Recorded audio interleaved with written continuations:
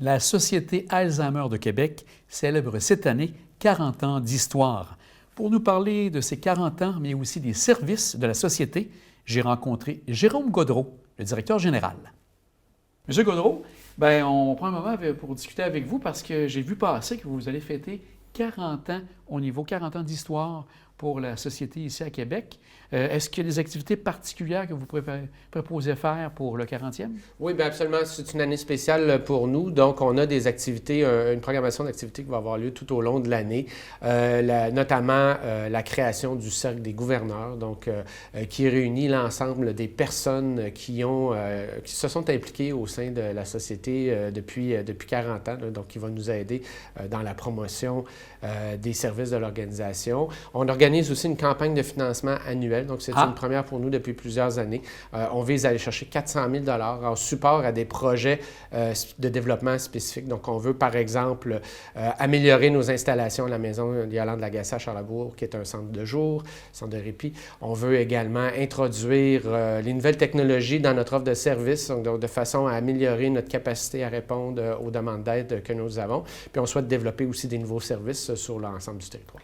Si on regarde en général les services que vous offrez, parce que ça, vous en avez une bonne panoplie, on va commencer par ceux, bien sûr, qui sont les gens qui sont atteints de la maladie. Quels sont les services que vous offrez à ce moment-là? Bien, en fait, nous, on a deux familles spécifiques là, en termes de services, si je peux dire comme ça. Donc, d'une part, on a ce qu'on appelle le service aux familles, donc soutien, information, accompagnement pour les personnes qui ont reçu un diagnostic et leurs proches. Donc, de façon à les aider à s'organiser autour de la maladie, les aider à comprendre leur réalité, répondre à leurs questions, faire en sorte qu'ils puissent s'organiser aussi parce que la maladie d'Alzheimer, un trouble neurocognitif, c'est une maladie qui est dégénérative. Donc, évidemment, l'état de la personne va progresser et les besoins peuvent changer tout au long de la progression de la maladie. Donc, on les aide à s'organiser. On les aide aussi à se mettre en lien avec d'autres organisations communautaires qui peuvent leur offrir des services selon leurs besoins. Donc, ça, c'est le premier volet. Le deuxième volet, c'est vraiment le service de répit. Donc, on accueille à tous les jours une vingtaine de personnes dans nos deux centres de jour pour des personnes atteintes de troubles neurocognitifs pour faire en sorte qu'ils passent un bon moment. Donc, pendant la journée, ils vont avoir des activités de stimulation cognitive, physique. Ils vont socialiser et pendant ce temps-là, ça donne du repos, du répit à leurs proches aidants. Donc, c'est les deux principaux services qu'on a. J'ai vu aussi que vous offrez un support aux professionnels qui travaillent autour de ces gens-là pour les accompagner, mais vous accompagnez aussi ces professionnels? Bien oui, absolument. Vous savez, le nombre de personnes atteintes par un trouble neurocognitif au Québec est en constante augmentation, donc ce qui fait en sorte que ça touche de plus en plus de secteurs du réseau de la santé. Souvent, que ce soit souvent des gens qui travaillent dans un milieu où vivent des personnes aînées, donc que ce soit dans les résidences pour personnes âgées, ça peut être des travailleurs sociaux.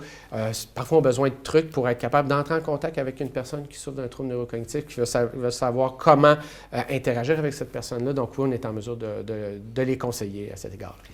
Nous, bien sûr, le territoire qu'on couvre, c'est le territoire de la Côte-de-Beaupré et de l'île d'Orléans. Quels sont les types de services que vous offrez pour les jeunes de notre territoire à ce moment-là? Bien, la mission de la Société Alzheimer de Québec s'étend sur l'ensemble du territoire de la capitale nationale. Donc, ça part de Portneuf et ça se rend jusque à la limite de Charlevoix. Donc, on peut faire, par exemple, des rencontres à domicile. Donc, des familles qui nous appellent, qui ont besoin d'un soutien ponctuel, s'ils n'ont pas la capacité de venir nous rencontrer dans nos installations, bien, nous, on est en mesure de se déplacer. Donc, ça, c'est la première chose. D'autre part, au début du mois de mars, là, dans une dizaine de jours, on va ouvrir un nouveau point de service qui va être situé à Baie-Saint-Paul avec une intervenante qui va être présente à temps plein en accompagnement des familles. Et cette personne-là va être en mesure de se déplacer sur tout le territoire de la Côte-de-Beaupré, Charlevoix, Charlevoix-Est. Et on va être en mesure, grâce à une entente qu'on a avec l'appui de Charlevoix, d'être capable d'avoir aussi un bureau satellite là, dans le secteur de Beaupré. Et finalement, au début du mois de juin, on démarre un projet pilote de répit de jour mobile sur le territoire de l'île d'Orléans avec l'Association des bénévoles de l'île d'Orléans, donc de façon à être capable de faire en sorte que notre service de répit soit accessible pour des gens pour qui se déplacer à Québec est trop long, trop loin. Et quand vous parlez de vos installations à Québec, vous êtes basé à quel endroit? Si on parle de la maison mère là, pour la notre siège social est situé sur l'avenue Belvédère, dans le quartier Saint-Sacrement. Donc, on a là nos bureaux ainsi que le centre de jour l'intemporel. Et on a aussi ouvert en 2023 la maison Yolande Lagacé, qui est un nouveau centre de jour qui, lui, est situé sur la première avenue à Charlebourg. Donc, c'est les installations que vous avez pour la Société d'Alzheimer.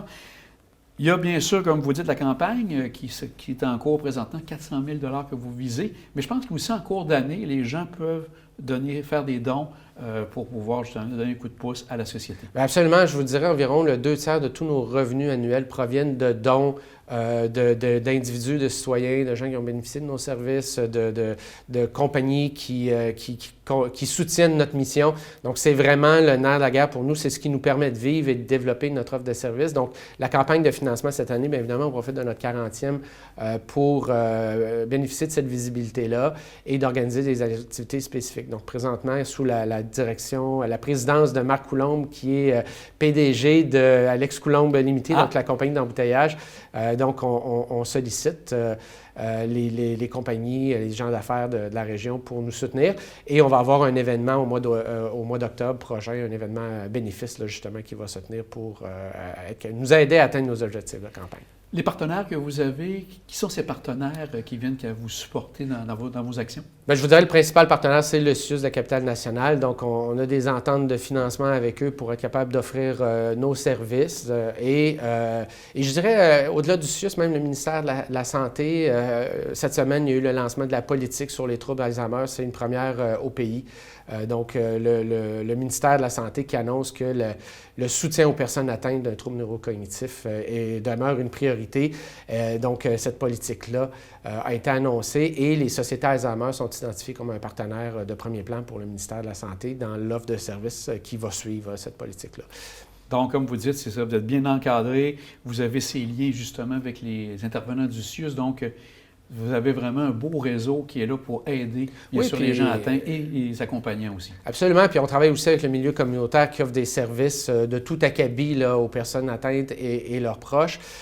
Donc, parce qu'évidemment, ce qu'on vise d'abord et avant tout, c'est de faciliter, c'est de soutenir les personnes qui sont atteintes. Donc, c'est vraiment notre mission première. Des outils, je pense que j'ai vu sur votre page Facebook et même sur le site Internet que vous avez des outils pour venir en aide à ceux qui accompagnent les gens, donc pour pouvoir voir les premiers signes. Ce sont des outils qu'on retrouve sur votre site si les gens veulent savoir, peuvent aller sur votre site. Quelle est l'adresse du site? www.sociétéalzheimerdequebec.com, donc Société Alzheimer en un mot. On retrouve notamment le guide Lumière qui, pour nous, là, est un guide qu'on a créé il y a quelques années qui rassemble l'ensemble des informations les plus importantes à retenir lorsqu'on fait face à cette réalité-là, que ce soit les signes, les symptômes de la maladie, comment communiquer avec la personne, quels sont les besoins et les ressources qu'on peut avoir solliciter là, dans le cadre de notre quotidien. Donc, c'est un guide qu'on peut télécharger sur le site. Et on retrouve une panoplie d'informations, des vidéos explicatives aussi, là, qui peuvent vraiment répondre aux questions des gens. Parce que là, j'ai une question à vous poser plus directement, sans faire un diagnostic, mais s'il y a des gens qui ont un doute pour un parent ou un voisin ou un ami qui peut peut-être avoir des premiers signes pour la maladie, des problèmes cognitifs ou de mémoire, est-ce que c'est un bon réflexe de vous appeler pour justement peut-être voir et les aider, ces gens-là, à répondre à des questions? Oui, absolument. Pour de simplement valider les observations. Hein. Souvent, les gens observent des choses, des comportements qu'on trouve un peu anormaux, qui ne nous ont pas habitués. On connaît assez bien nos proches. Et là, tout à coup, il y a des choses qui se passent qui nous inquiètent. Donc oui, on peut nous appeler pour demander à valider ce qu'on observe. Et si effectivement, on constate que les informations qui nous sont partagées peuvent démontrer un trouble neurocognitif, à ce moment-là, on va inciter les gens à se tourner vers leur médecin de famille ou le réseau de la santé pour obtenir un diagnostic. Nous, ce qu'on dit, c'est que plus on le sait tôt, moins il est trop tard. La majorité des gens qui ont un trouble neurocognitif sont diagnostiqués en phase modérée de la maladie. Donc, déjà, la maladie a commencé à progresser. Donc, plus on le sait tôt, bien, plus on est capable d'agir rapidement et faire en sorte que l'évolution de la maladie se passe le plus lentement possible. Donc, soit ralenti, soit accéléré. Oui, absolument. On peut ralentir. On ne peut pas empêcher encore, peut-être qu'un jour la médication nous aidera à le faire, mais on ne peut pas empêcher la progression de la maladie. Mais si on agit de la bonne façon, on peut définitivement retarder cette progression-là et faire en sorte que la personne qui est atteinte va profiter d'un maximum d'années productives malgré la présence de la maladie. Bien, M. Gaudreau, bien content de vous avoir rencontré. Puis on va vous souhaiter un bon 40e et justement de belles activités. Et bien sûr que vous ayez la possibilité d'atteindre l'objectif au niveau des dons avec votre campagne de financement. Un grand merci à vous. Bien, je vous remercie énormément, M. Blondin.